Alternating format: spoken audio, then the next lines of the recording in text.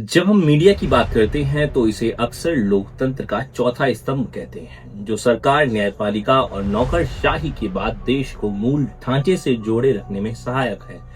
हर देश में इसे अलग अलग संज्ञा दी गई है। जैसे अमेरिका में इसे लोकतंत्र का वॉच डॉग कहा जाता है।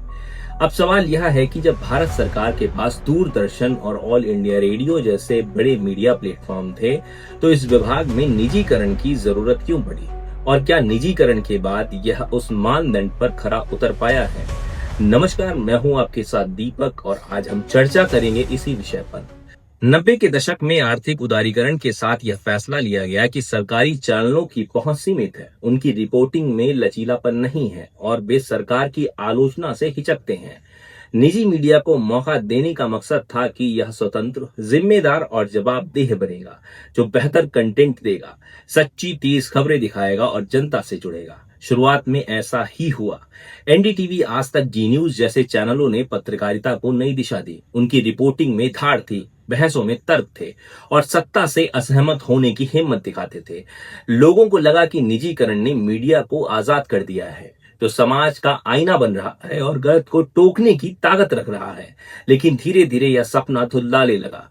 निजीकरण जो स्वतंत्रता लाने के लिए था, मुनाफे की मशीन बन गया। कंटेंट का मकसद जनहित से हटकर टीआरपी पर केंद्रित हो गया।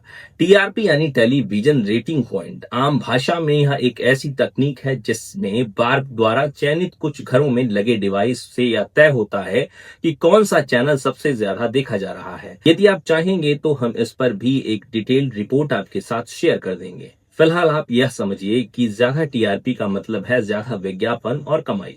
नतीजा, कंटेंट का स्तर गिरा। गंभीर मुद्दों की जगह चीखती डिबेट्स, सनसनीखेज हेडलाइंस और बेवजह की कंट्रोवर्सी ने ले ली। अब सवाल यह नहीं कि खबर कितनी जरूरी है, बल्कि कितनी बिकाऊ है। पहले कैमरा गांव की टूटी सड़कों, खेतों, अस्पतालों तक जाता था। अब स्टूडियो में बैठकर एक ही मुद्दे पर चिल्लाता है, क्योंकि यही टीआरपी देता है। 2020 में मुंबई पुलिस ने दावा किया था कि कुछ चैनलों ने टीआरपी डेटा में हेरफेर किया।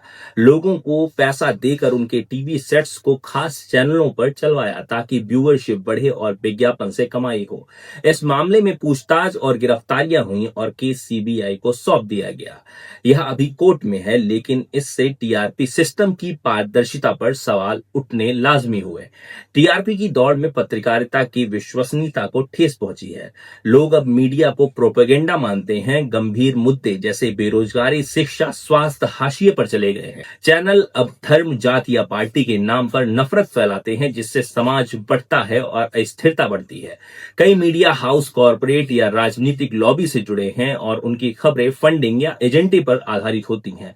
नतीजा यह है कि जनता का भरोसा टूट रहा है और लोग यूट्यूब, पॉडकास्ट या स्वतंत्र पत्रकारों की ओर बढ़ रहे हैं। क्या इसे सुधारा जा सकता है? विशेषज्ञ मानते हैं कि टीआरपी के बजाय पब्लिक सर्विस वैल्यू जैसे मापदंड लाए जा सकते हैं, जो जिम्मेदार पत्रकारिता और महत्वपूर्ण मुद्दों को प्राथमिकता दे सकते हैं।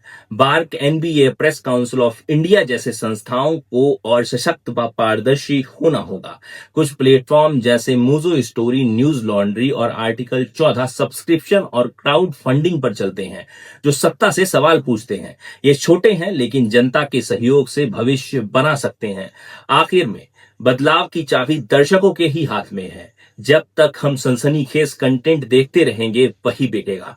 लेकिन जिस दिन हम जमीनी मुद्दों और सच्ची खबरों की मांग करेंगे, मीडिया को बदलना होगा।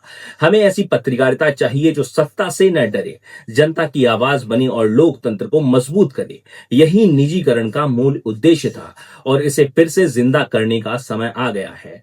आइए, समय है बदलाव की दिशा में कदम उठाने का। अगर आप चाहते हैं कि पत्रकारिता समाज की आवाज बने और लोकतंत्र को मजबूत करे, तो अपनी राय हमारे साथ साझा करें। कमेंट में बताएं, क्या टीआरपी की दौड़ को रोका जा सकता है?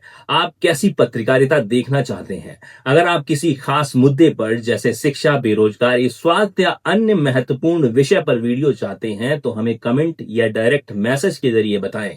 आपकी आवाज हमारे लिए मूल्यवान है। यदि आपको यह वीडियो पसंद आया हो तो वीडियो को शेयर करें और एक ऐसी पत्रकारिता का समर्थन करें जो फिल्टर, इफेक्ट्स, ग्राफिक्स और शोरगुल से दूर होकर जागरूकता से भरे सवाल उठाएगी और समाज को एकजुट करने की कोशिश करेगी। इस शुरुआत के भागीदार बनने के लिए चैनल को सब्सक्राइब करना ना भूलें। मुझे दें इजाजत। जय हिंद।